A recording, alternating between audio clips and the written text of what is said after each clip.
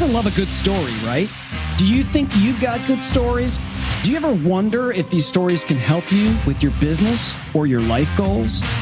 This amazing guest of Dealcasters does exactly that. There's nothing that Marion Abrams cannot do.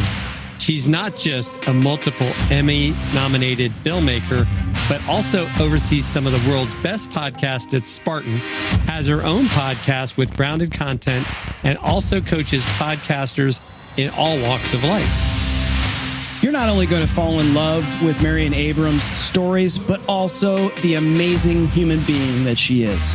Spartan up. Woo! Marion Abrams, what's up? I feel like such a rock star with that introduction. You are. You great. absolutely are. I love the open you guys do. That's so cool. The video, it's really nice. Yeah, that's fun. When you got somebody like you that has a lot of content to choose from and, be able to pepper it in, that's awesome. And we met on Clubhouse. Clubhouse comes up every time in the last, 10 shows that we've done. And it's such a great way to meet people like yourself. But then I saw a video that you did on Instagram.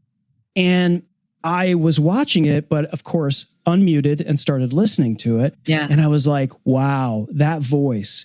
Boy, that sounds awesome. I wonder if she does voiceovers. And then I'm thinking to myself, of course, as a podcaster, as a tech nerd, I'm thinking, what's her setup? What's her mic? What does she got? Because you didn't have the camera pointed at the mic like you do right now. And then I found out I speak into the same mic as you. Why doesn't my voice sound like butter, like yours? What's the problem? You know what is the craziest thing? And I love telling people this. When I first got into this business, I was so camera shy that when I had to test a mic and say like 1, 2, 3 testing, my face would turn bright red. Like I couldn't even get on camera. And it turns out, and then when I was editing, like years later, I'm editing and I did a scratch track. So for those that don't know, like you're doing an edit and you don't have your professional voiceover yet. And so the editor will just record their voice, kind of time things out, and they call it a scratch track. And I did this scratch track and the client came in and she said, she didn't recognize my voice. And she said, who did that track? That's the worst sounding narration I've ever heard. Oh, no. So the reason I tell you all of that is to say, like, you just got to practice. Yeah. You put your headsets on, talk in the mic, you try some different things, you try different energy levels, different distance, different sides of the mic, different tone of voice, different energy. And like you figure out what you like. And the great thing is you don't have to go live and no one else has to hear it, right? You can just plug it into your computer and just do those reps. We talked yesterday to Holly Shannon and she equated the microphone as a dumbbell. Yes, exactly. Yeah, the more you use it, the more reps you go through it, the more you're just more comfortable speaking. You're more comfortable hearing. Like if the first time anyone's ever heard their voice speaking anywhere, right? I'm sure it was horrifying. But as an editor, you've probably heard your voice a gazillion times, right? Correct. Are you your own worst critic, or are you at this point you're just like, you know what's so crazy? I was able to like get past a point. There was a point where it was just like, oh God, it's my voice, right? But I've now been helping other people do this for 30 plus years. I don't want to say I'm old, but I'm old, and I realized like a lot of them were really bad at it when they started. And then like I work with them and they get really good at it. And all of a sudden I was like, why don't I just do that with myself? And so now I actually it sounds terrible. I like listening to myself now. Yeah. When I have an episode of my show, I'll listen to it like 2 or 3 times. And I'll be like, yeah, I like this part. I like this. I enjoy it now. Exactly. And I think a lot of podcasters don't realize that it's not just about some sort of promotion for themselves, but do you feel like you've gotten to meet such interesting people, made friends? Oh it's such a social sort of thing. It's a smaller pool than I think a lot of people realize. Yeah. Yeah. Well, there's like the people that are into podcasting, right? And one of the things for me has just been like, it attracts a diversity of people because the subjects are almost infinite, right? But there's some kind of unifying thing about these people that they want to express themselves in a way. And it's this mix of sort of creativity and entrepreneurial mindset and independent, like there's all these things that kind of work. And so, yeah, I love that. And then with Spartan Up, so up until COVID, we recorded all our interviews in person. And And we've been doing it for 8 years. And we have something like 650 episodes. So we met a lot of people.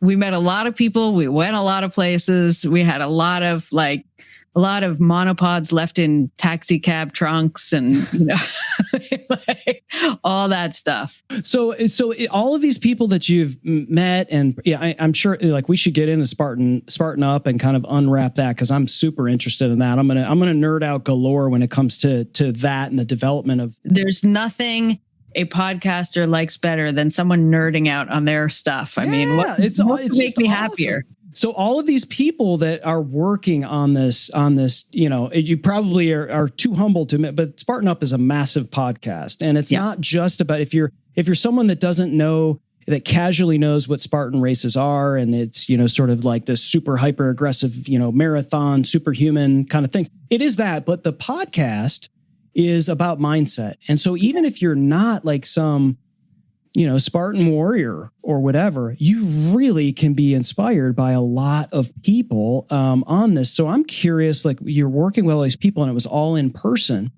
COVID happens. How afraid or how technologically inclined were everyone? Did it just sort of go into the ether and some people just couldn't do it virtually? They couldn't do it remotely unless it was physical, or how did that go? Well, so one of the interesting things is the guy that started Spartan Race. He lives in Vermont, which is where I live. And that's how we met many years ago, like actually before Spartan had started. And I had a background in sports television. He was putting on events. We lived a half a mile apart in a town of 500 people. So it was pretty, wow. It was inevitable. But he kind of temporarily relocated his family back to the farm in Vermont. So we were able to record a few things there. We did some socially distanced stuff. We'd set up the podcast mics outside, put the headphones on, stay 10 feet apart and record. We did some of that. But if you were to see my early setup, it was like very analog for a digital setup, if that makes sense, Hey, start ugly, right? That's so I'm always like, I just take the stuff I have, and so and kind of move it around. And one of the great thing about doing Spartan Up was, so we would record all the episodes in person, and the main host is Joe DeSena. He's the founder and CEO of Spartan, and not only is he a super athlete, but he's also a busy guy. He's starting this huge company, and so, there were moments where we'd be in a taxi cab. He's on a phone call. I've got all my equipment. So everything we had to do the podcast with, I had to carry with me. And I had to carry usually my overnight bag as well, because we never spent more than one night in one place. So you're off the plane, you're taking a cab from the airport to somebody's office where you're going to record a podcast, and you've never been there before. And so I'd have, my clothes and my camera and my mic, like all my stuff. And he'd be on the phone, and he'd be getting out of the taxi and handing me his credit card as he walked away on the phone so I could pay for the cab. So I'm, trying to pay and get all my stuff and, running after him with all the equipment. Hence the monopods in the trunk on more than one occasion. Right. But what it did was, it was like, talk about the dumbbell. It was like repeat every day. Could be 5, 10, 15 interviews in a day. A whole bunch of different locations, outdoor on the street in New York City, in an office, on an island, on a ship, like we've done in a taxi, we've done it all. And so you get to sort of like, all the equipment becomes an extension of you. And it really is, you forget that it's tech. It's just kind of what you do. Yeah, you're like, well, what's the best tool for this solution, and how do I make it work? And I would imagine having that experience that you did, and now you're working with a lot of other podcasters, right? You were in, and these are podcasters, not necessarily just starters, right? You're working with people that are maybe afraid of, or just don't understand, like, well, I can't do that. It's outside. It's here. That you can't do that. Yeah, well, guess what? You've done it. You've done it over and over and over, and you know how to do it. And again, it just kind of comes back to that. Let's work for the reps. Let's get yourself used to it. So much of it is people just getting past that so they can work on the content, right? So do you work with the podcasters 100%. On not necessarily all of that tech stuff, but like what they're talking about, developing that whole game plan for them? Here's what I like to tell people. This is a pencil, right? You can't write without a pencil, but nobody thinks that's what makes a writer, right? So yeah, I need a microphone, but that is not like what it's about. That's not what's going to make you a great podcaster, right? So yes, I mean, I certainly can. My big thing is a couple things. One is looking at your goal. And when I mean your goal, I mean like not the big why, the deep why, but like, do you want to make money off of this thing? Do you want to have great conversations? Do you want to meet people? Do you want to like serve your community? Like, why are you doing it? And what are your resources? And do they match? And then once that's all there, and sometimes that is, do you buy a $75 mic? Or do you use a studio? Or, there's that part of that resources and goals, right? And then you get into the whole, like, what is the subject? How are you being strategic? How are you choosing guests? How are you working with the guests? How do you elevate your conversations to achieve your goals, but also just sound good, have a great conversation, be interesting to the audience? Like that's the main thing, right? How do you keep it interesting? And the other thing I think about is like I think there's a misconception generally when someone hears podcasts, they think that there's a gazillion podcasts out there, and that there's just, and when I say podcasts, I mean audio podcasts. So like grounded content obviously is your podcast. I know you do video for the podcast, but I don't know if you necessarily have a video show for the podcast or live show. It's actually been really nice doing grounded content, which is kind of more my personal podcast, and just doing audio. It's actually kind of freeing after 650 episodes of Spartan Up, which are every single one is video. It's kind of nice not to have to deal with that, to be honest, to just focus on the conversation. Well, and it's interesting, because Marion, we know at PodFest, there was a lot of talk about adding a video component to your podcast.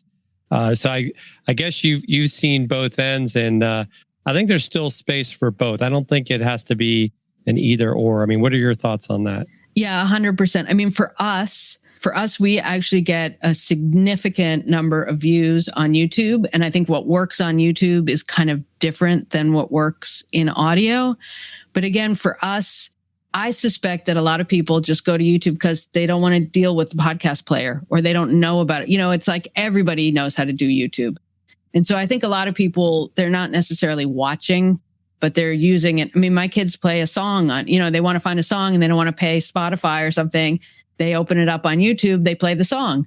So I suspect a lot of people are just playing the podcast on YouTube, even if they're not focusing on the video. I just think like the more places you can be, you want to be where people are listening, and the more places they can find you, the better. 100%. I'm a big fan of casting the net as wide as you could go. It's like when Amazon launched podcasts, and you immediately go to the Amazon Music player and you go to the web and you kind of see it. And my nerd mind goes to, and I'm comparing it to all these other podcast players. And then I think to myself, oh my gosh, now the phone book just got like inordinately higher, right? There's an amazing amount of people now that are listening to grounded content, that are listening to Spartan Up.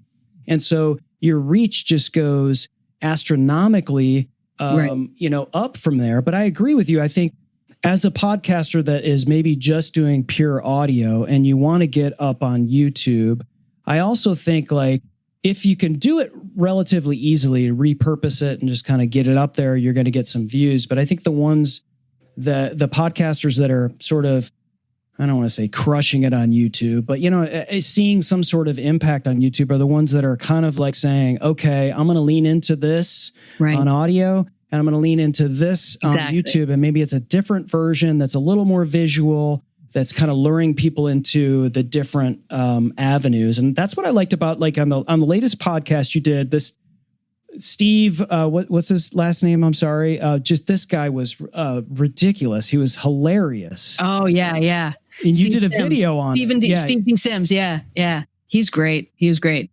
He's got a book called Blue Fishing, which is a really cool book that I should have I didn't read the whole thing before. I finished it after, and I wish I had finished it before because it was so good. Marion's podcast is called Grounded Content. I just listened to her interview with Jessica Kupferman, who is with She Podcasts. It's an amazing interview. And of course, the Spartan Up podcast as well that we've talked about, A Spartan Race for the Mind, which I think is a killer hook. Yeah, it's life-changing. Well. There's this idea that there's you're the average of your 5 best friends, right? There's that, you've heard that. But some of us can't always surround ourselves with the people that maybe are going to lift us up.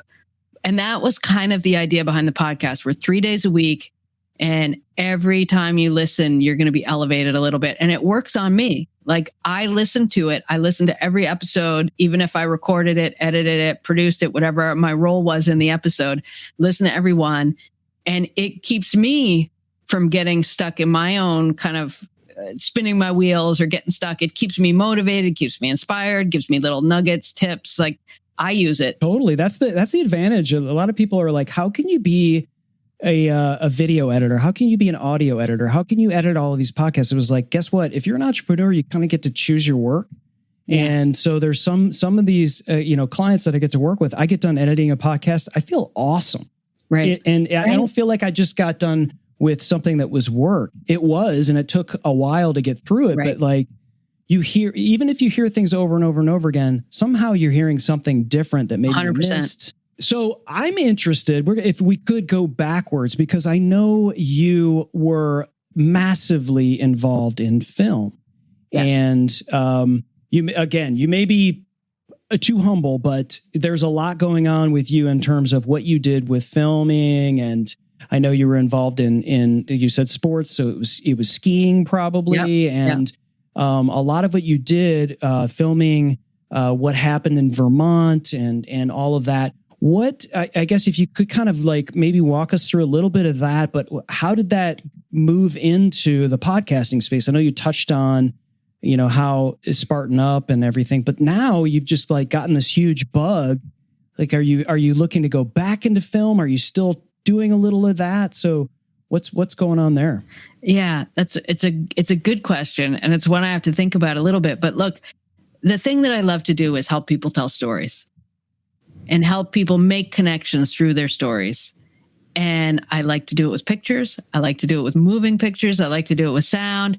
Film is all of them together. Podcast is just the sound. I mean, it's fun and exciting. And honestly, it's probably the only career that would have kept me interested for this as long as it's been, right? Because I've done things from standing at the starting line. Here's a great one.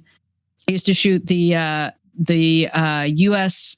Freestyle Nationals for skiing. And have you ever seen inverted aerials? That's when the guys go off the jumps like this, and they're doing like flip, flip. Like, right. So I had a camera position. The jump is like this, and I'm standing with my back to the jump, looking straight up as the people are flipping over me, right? Wow. So everything from that to interviewing an insurance salesman, and it's all interesting, right? And you get to, I've gone to South Africa and been on a safari with Land Rover. I've gone to Greece and traveled in the Peloponnesian Islands and visited traditional Greek weavers, all the crazy stuff with Spartan over the years. So it's a great career because if you're a curious person, like you said, if you like it, it doesn't feel like work. I always say, don't tell my clients, but I would do this for free, right? Your secret's out now to, Yeah. Nobody will. It's Amazon. Right. Well, and we talked about the tech as it relates to podcasting, but I mean, in the film industry, it's insane. And when you were doing more of the film stuff, and now there's 10K cameras or whatever that are in the huddles of NFL games and these ridiculous, the tech is ridiculous. But at the end of the day, it's like some people are getting great shots, photography, and great shots, filming with older cameras. They just know how to manipulate it and how to do it. And so, I mean, how is tech? Is it parallel to what you're doing in podcasting from film? Yeah, I mean, this is actually the thing about the pencil. actually came years ago when I was working in video editing and people were freaking out because all of a sudden there was nonlinear digital editing. It became affordable. Everybody bought it. And they were like, well, this is terrible. And it was like, it's not the equipment. It's not the edit system. All those trends are going to keep happening. And you can either freak out about it or you can just enjoy it. And you think about, the camera that I'm using, right? My primary camera, I have another one behind the screen here. That used to be like a 45-pound thing that sat on my shoulder and didn't do half of what that does. I couldn't shoot slow-mo. I couldn't shoot stills. I didn't have the same range, the same light range, from light to dark. This thing, is like, I'm holding it in my left hand. It's tiny, it's light, it's unobtrusive. I can shoot anywhere, What kind of camera are you using, Marion? That is a Sony Alpha 6500. So again, it's not the most expensive. It's pretty similar to the A7. What is it? The A7S, but it's cheaper, But it does. Right. As far as the image quality, it's exactly the same. It doesn't have some of the bells and whistles. But if you know what you're doing and why you're doing it, a lot of people can just use their phones. I mean, 100%. the cameras 100%. That are in the phone, cameras are great. Yeah. It's like one of those things where, if I had that when I was a kid, right? Oh my gosh. Yeah. But you were asking about the technology, and that's the thing is like, you can do so much more with less. And you can get upset about it because you're getting, left behind, or you can get excited about it because there's potential. I like to tell this story. You have a second for what editing used to be like? We have as many seconds that you want to share with us. Yeah. So you stop me if this gets boring, but this is okay. So you've done video editing or audio editing. Mm-hmm. So you're putting two shots together and you want to add 10 frames. First shot is a little too short. You say add 10 frames. So you go plus 10, hit return, right? So in film, in the old days, if you wanted to add 10 frames, first of all, you had 3 people in the room because you had the editor, the assistant editor, and the third assistant or second assistant, which was me in the old days, right? My first job. And so the editor would say, I want to add to this clip. The assistant editor would look up what film reel it was from. And I would go and get a box off the shelf that had that reel of film from that shoot. And it also had the reel of sound that had been synced to it. And you would take these 2 reels and you would put it up on a special table that literally had 2 cranks that you would turn, right? And so you put the reels on there and you wind through it to, 15 minutes in where the shot was. And you'd find the shot and you'd pull that down and you'd use the little, it was like a little thing you hit to cut the film open, splicer. Splice. Yes. So I'd splice open the film, cut out the 10 frames. I'd have to put something called fill in there so that it stayed in sync with the audio. I'd put a 10 frame piece of fill in, wind it back, put the 2 reels in the box, put the box on the shelf, take that piece of 10 frames and bring that to the editor.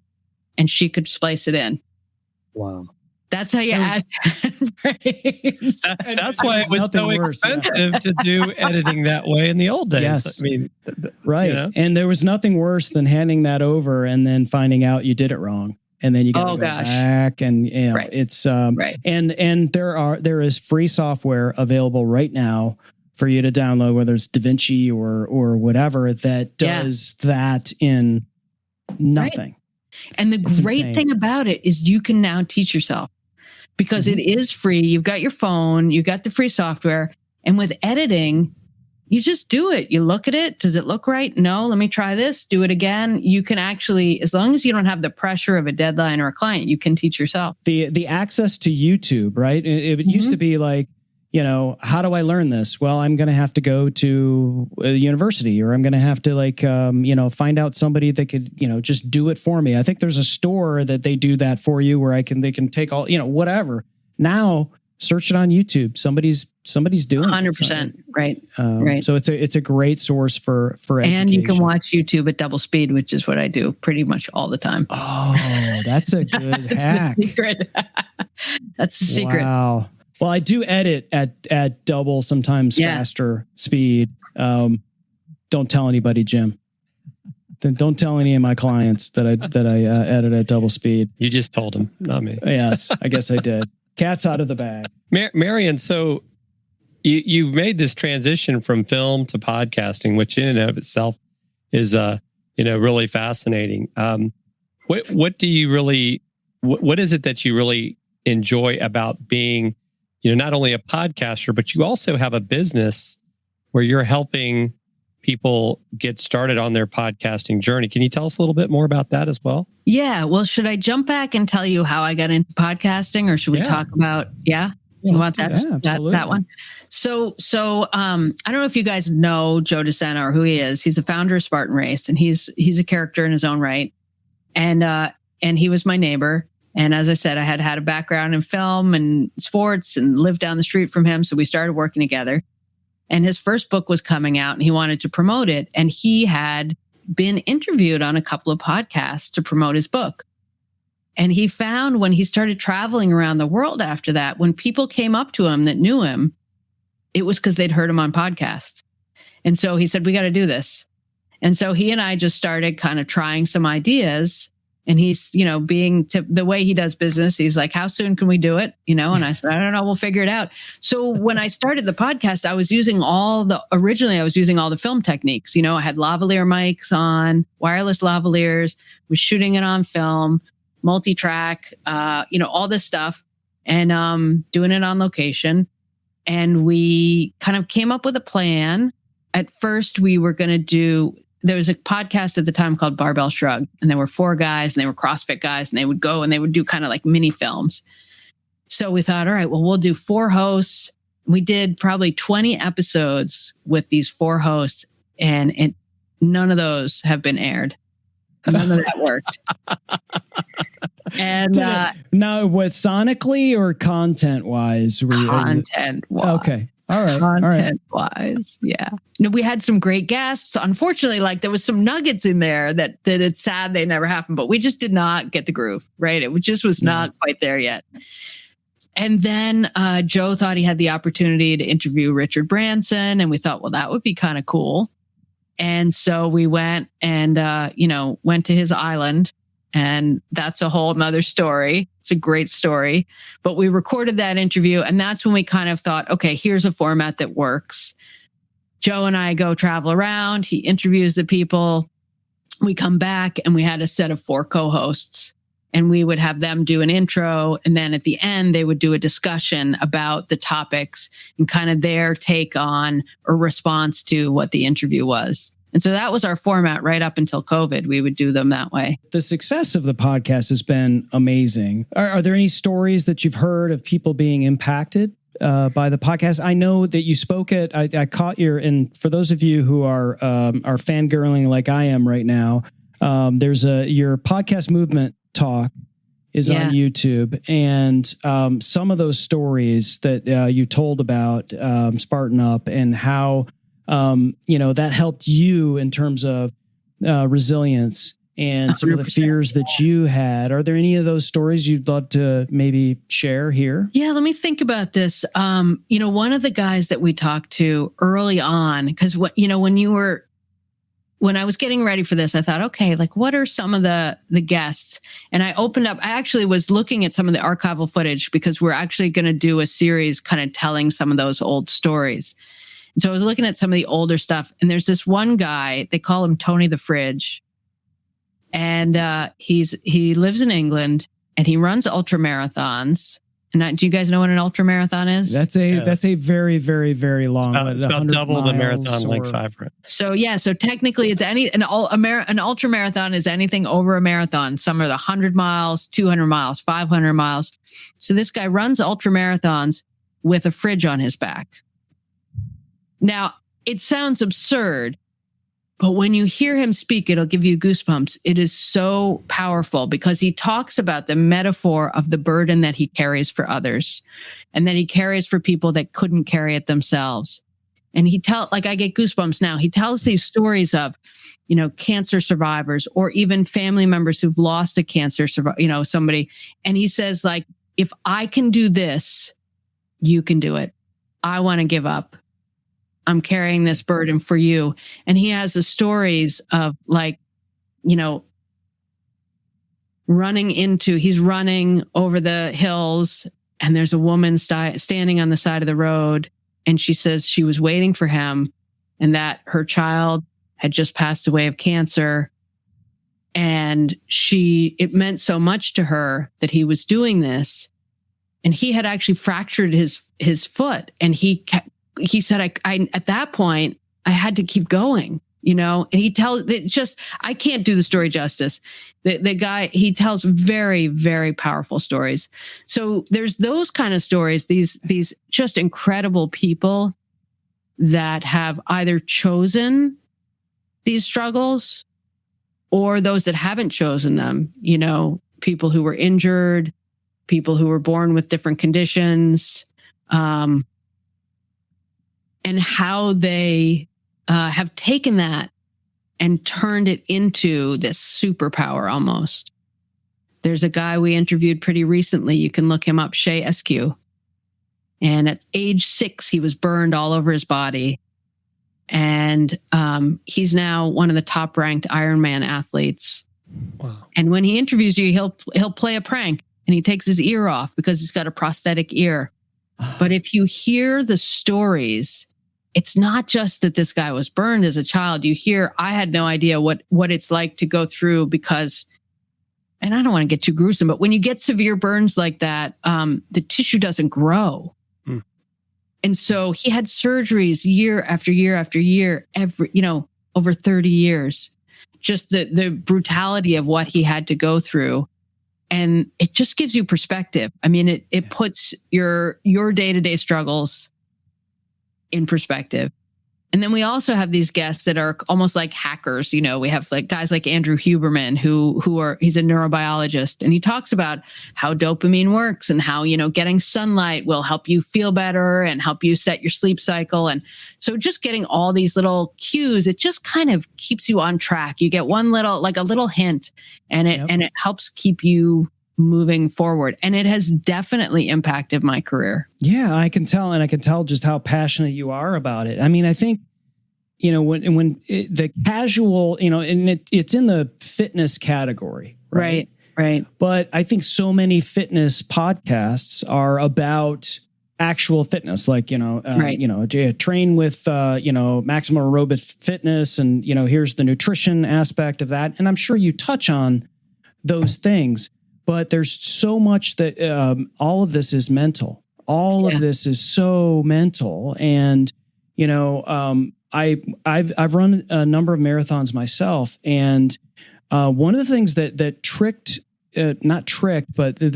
was the tipping point for me when I decided I'm going to do this is I have a relative who's done, 12 different Ironmans or something. And he was, I was running and he was like telling me, you need to do a marathon, you need to do a marathon, you need to do a marathon. And he just said this. He said, Chris, you're already running. All you got to do is just do the training. Right. And I was like, wait a minute. He goes, you just do the training. And when you get to the training, and then you just kind of scale down, the marathon is just automatic. You just have to have the mindset when you run the marathon, not to overdo it. Because that's what everybody does, right? And then their first marathon, which I did. I didn't bonk, but there's the wall. I ended up, I definitely felt, I definitely nudged against the wall. But it was that hit me, and he said, all you got to do is do the training. And then once I did it, and just kind of just shifted and just said, all right, I'm going to stay this course. I did it, and then I did it again, and then I did it again, and then again, and so. I think so much of this is mental, and so much. I love that you guys do this on a podcast because the video thing is, and what we're doing, on video right now is also going to be on audio. We're going to repurpose it for podcast, but podcasting is so much more, sometimes intimate. Maybe it's people are in a different place. Maybe they're listening to it on their commute. Maybe they do like I do when I go on my runs. I'll listen to podcasts or whatever. It's very different than a video that you may be thumbing by on your phone or maybe putting up on the big screen while you're, got one eye open on the couch, so to speak. But just fantastic podcast. I'm such a fan, and I love that whole sort of mindset that it's not just about the fitness, right? Yeah. It's not just about the nutrition. Those things are touched on, but it's really about, taking these nuggets from people and applying it to everyday life, really. Right. And it kind of goes both ways, right? So there's the things, these life lessons that influence how you are as an athlete. But there's also the big part, which is the challenges that you take on and you overcome as an athlete or as a person doing an athletic endeavor, right? That you can then bring into the rest of your life. So there's this guy, do you know who Charlie Engle is? Charlie is an ultra runner. He was in a film called Running the Sahara. He's done unbelievable feats.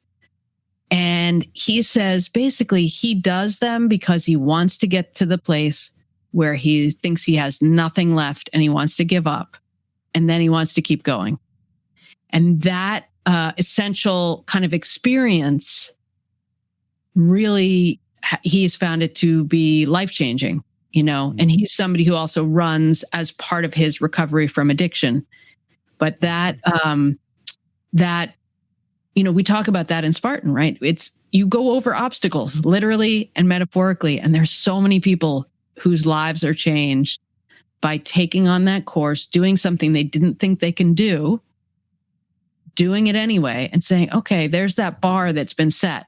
Now I know that I can do these things. And I can apply that to my job, to my family, to my studies. So that's kind of our mission is it's that life lessons help you in sport and those lessons from athletics help you in life. Amazing. And I think, so many times people will go into the weight room and they'll work out and they'll tear down their muscles and then the muscles get stronger, but they don't realize that they can apply that mentality to so many other things, right? Their minds, what they do. You almost have to, I don't want to say that, go through a struggle and force yourself into a struggle, but, you have to put yourself through something to get to that other side to be better. And that's the beauty of doing it in sports, right? You don't have to do something that's going to be traumatic to your life or your family. Right. And I may not be as extreme as the Spartan founder, but basically he says, and there's a lot of truth to it, which is like, life is going to throw things your way. No matter how lucky you are, life is going to throw challenges your way. And so if you can practice, like you said, like going to the gym, like using the microphone, like practice overcoming difficult situations, you're going to train those muscles, those, mental, energetic, positivity, whatever those are, to handle the stress, to know you can come out on the other side. And so he actually believes you should purposefully put yourself into struggle, put yourself into challenge, put yourself into failure, and that these races, and other athletic pursuits like that, do that in a way that's safe. Nobody's life is at risk, nobody's family or job or relationships, but you can put yourself in the face of struggle and you can overcome it. And you can just kind of practice that process. It's interesting because for me too, I see like the parallels going through both, Marine Corps boot camp and officer candidate school and jump school. A lot of that is right. It's to break you down to build you up, and you have to face your fears, and you sometimes do fail, but right, you have to get back up, and I love the phrase too, right, where you fail forward. Like you're never going to be perfect, and I think where the Spartan I can see really helps people is it puts them into that challenge that they have to gain some mental toughness to overcome. And to your point, if you can realize what you've just done, you can apply that to so many other things in your life. And when the Spartan started, I was already old. So, but I know I probably should think about it, right? Listen, and I want to be clear here. Like I am all in on this stuff, but I'm not a super athlete. I've got 2 teenagers, and my boys and I, starting when they were 8 or 9, we would go out together and we would do the Spartan Sprint, which at Killington, it was about 5 miles. And it would take the top competitors 2 hours, and it would take us 4 or 5, but we just go out there and do it. And now they wait for me. I used to wait for them. Now they wait for me, and we still do it together every year. So, you can get these. This is the great lesson all the ultra runners tell me. The mental game is the same, right? If for some people running a mile is a challenge. For some people running 10 miles, for some people running 100 miles, right? And so as long as you're challenging yourself, doesn't matter whether it's a marathon, an ultra marathon, whatever. Yeah, I mean, it's a great point that you bring up, Marion. I think some of it has to do with, comparing yourself to others. So many, I mean, you could be inspired by ultra runners, whether it's David Goggins or, all of these people that are just, amazing people that are inspiring. But then you think, God, I could never do that. I just can't. And I think that message that you just talked about is, okay, well, if you can't do that, you don't have to do that. What will challenge you? Right. Is it 2 miles? Is it a half a mile? Right. Is it, let's, find that and challenge yourself. And, Jim says this a lot, get 1% better every day. Yeah, that's great. And I think if you have that mentality, like, okay, I ended on a plus. I didn't back up today. I got, maybe you get 5% better one day. That's cool. That's great. And you should but the next day get 1% better. You just keep trying to challenge yourself to that. And I love that message, because I think too many times podcasters do this too, right? Right. They compare themselves with somebody else. And you know what? I was just going to go there is, so I've actually harnessed this for myself. Like, I start doing these challenges. And so for me, fitness wise, I say run 1 mile every day. It's not a lot, but I literally go out the door and go for a run every day. I run a mile, and it's as much like, an endurance challenge, in a way, because it's rain or shine, busy day, quiet day, go out, run a mile. Right.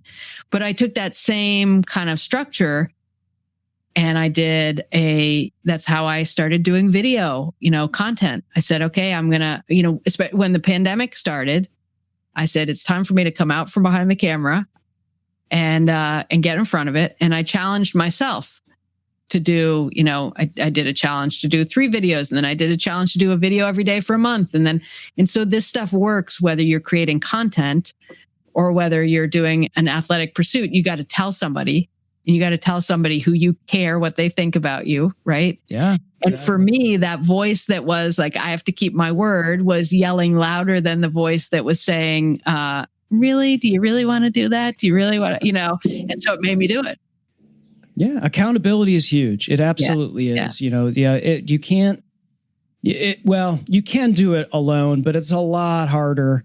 You surround yourself with people that are going to help you sharpen those irons, and whether it's a content creation journey or your partner for your fitness or your trainer or whoever you're working with, try not to do it alone. It's a little easier to do it, and it's a good thing I have Jim Fuse with me that I could partner with Dealcasters live, because otherwise this would be a complete and total failure, Marion. Yeah. I want to kind of come back to Marion, what you're doing to help people with your business in regards to if they're looking to get podcast coaching, starting a podcast. How does that work? Yeah. So actually I was just thinking, we've been having a great conversation. I've been enjoying it, but I feel like I haven't given any great information to people that are watching. So, one of the things that I think about when I help people with starting a podcast, right? It's actually super simple. I have my five steps, my 5 Ps, right? And I couldn't believe they all started with P when I started figuring this out. Okay. There's purpose. Why are you doing the podcast? And that, to me, it's not your big why. Again, are you doing this because you want to meet people, to monetize, to sell a class, to network, because you want to express yourself, because it's a creative expression. There's a message you need to get out, serve your community, that part of the purpose. Okay. So that's your first P. Your second P is your point of view. What makes you unique? Who are you? Why do you stand out? What's your unique take on the world that makes your podcast different from everybody else's? How do you see things, right? Third P, process. That's not as exciting. Do you hire an editor? How do you book guests? All those kinds of processes. Who are your guests? How do you assess those, right? That's your third P. Fourth P is exactly what we've been talking about. Practice, right? Be confident. Start ugly, like Chris Crimitso says, right? Just go, start, practice, get better. you can practice before you launch or you can practice after you launch, but just keep practicing, keep running through the set of steps. And then number 5, the 5th P is promote. You got to promote yourself, because if you just launch a podcast and you don't tell anybody about it, they're not going to find it. And so you do those 5 things. And then when you finish them, you start again and you go back to the top and you start assessing and you go back through all 5 again and again and again. And that's the part that's not the pencil, right? I mean, the mic matters. You need a mic. You can't record yourself without it. And you can get into it just like a great painter will know their brushes, and they'll know what brush matters for what occasion. But don't get hung up on that stuff. And if you do those 5 Ps and you work through all those steps, that's how you'll find excellence. Wow. God, that's gold. I think, no, seriously, it's like there's so much out there where people go, I know I need to start a podcast because, podcasting is hot, or I have a business and this other business has a podcast, so I need a podcast. And they just start plowing and they just fire up how to start a podcast in Google, and they get going and they figure out their hosting platform and they buy the headphones and they buy the microphone, and all of a sudden they got a podcast.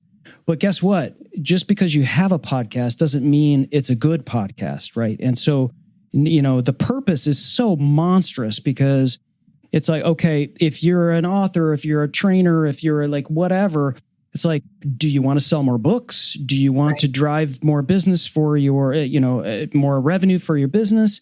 Like you said, you talked about this early, build a community. Do you want to impact something? Do you want to get rich? Okay, that's a reason, right? It's a longer game, right? But it's a reason to start a podcast, and then figure out who you're talking to, solve their problems, be unique. I love that. I love the point of view. It's like, don't get hung up on it, right? It's like, someone says be unique, then they think, well, this person's doing that, this person's doing that. Be yourself, but right, because you could be a podcaster on the exact same topic, but it's you, right? It's you, so it's totally different. My voice is not for everyone. Phil's voice is not for everyone. Jim's voice, Marion, your voice is not for everyone. But exactly, you don't make that stop you, because you're going to be live in 90 countries, and there's going to be people listening to you from India. There's going to be people listening to you from Kazakhstan. I mean, I can't believe the country lists that we see of these people that listen to a podcast. Right. And then you hear that feedback and you're like, God, that means the world to a podcaster, to just hear how someone else has been impacted. Because I can, sometimes it feels a little lonely almost as a podcaster. Right. You record all that stuff and you throw it over the fence and hope someone's listening to it. But how do you work with podcasters to kind of get over that aspect of it? Yeah, you know what I love? A friend of mine, Lisa Orkin, she's another podcaster you might have heard of or you might know of. And we were doing a Clubhouse chat, and she said to somebody, they were talking about audience growth and getting started. And she said that's the beautiful thing, is when you start, your audience is small. Mm-hmm. And as you get better, your audience grows. You wouldn't want to have the huge audience on day one because you're not ready for it, So get out there and just start. And then you start finding your audience. And the other great thing is they will find you to a certain degree. You've got to promote it. You got to get out there. But I mean, the right people will kind of trickle in, and the people who you're speaking to. And you're right. Like it is like on Clubhouse, you get that immediate feedback. And that's really helpful because you can kind of workshop an idea and you get a sense of what the audience responds to. But podcasting also gives you that space to really kind of process your own ideas and find your own voice before you get kind of waylaid and distracted by what everybody else is asking for. Because the first 10 people that listen, they may not be looking for what you want to give them. And that doesn't mean you need to change. It might mean you got to find a different 10 people. And so it's all about kind of, again, it's like an iterative process. And so you start thinking about why you're doing it. And like you said, it might be a business reason, might be a personal reason. One of the clients I worked with, she said, this is the best training I've ever done for executive presence. She actually never launched her podcast.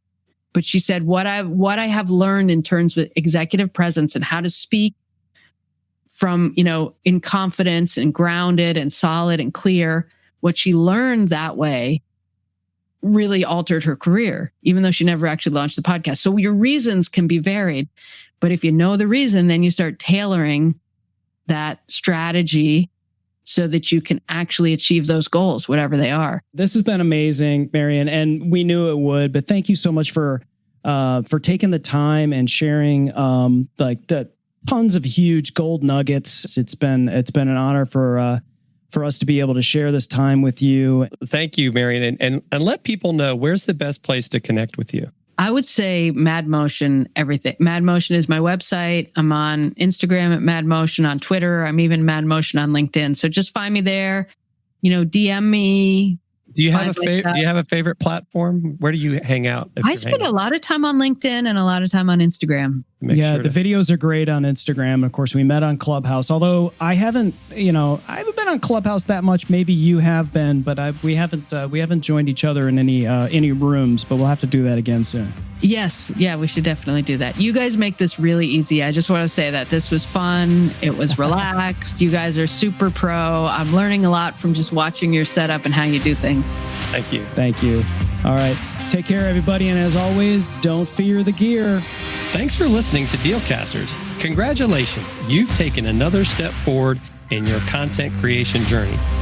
Please don't forget to hit the subscribe or follow button here in your favorite podcast player so you can be reminded every time we drop an episode. We love hearing from our listeners and viewers. And if you're wanting to watch our shows live on Amazon, feel free to follow Dealcasters Live as well at dealcasters.live. Follow us on Twitter or subscribe to our YouTube channel, where we also included added content that you cannot find anywhere else. If you have questions about this episode or have something you want us to review, you can also email us at dealcasters@dealcasters.live. Thanks again for listening, and you know the deal. Don't fear the gear.